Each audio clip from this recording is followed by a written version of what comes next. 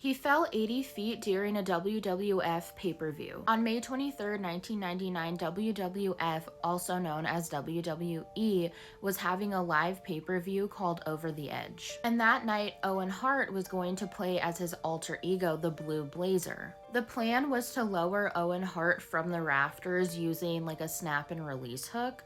However, things went south very quickly. Instead of setting Owen up with an actual harness, they used this little hook, which I don't know how this could hold a huge wrestler, but they thought it would. These kinds of hooks are meant for sailboats, not for supporting 200, 300-pound wrestlers that are hanging 80 feet above a ring. So they decided to use this hook because the character, the Blue Blazer, was supposed to be clumsy. Owen was supposed to be lowered to a certain height above the ring and then like fumble and pull a cord and then fall the rest of the way. However, it wasn't like a big fall. It was gonna be like a short, funny kind of thing. These kinds of hooks only take about 6 pounds of pressure to release. When Owen got lowered, he actually fell this whole way down, which is about 80 feet.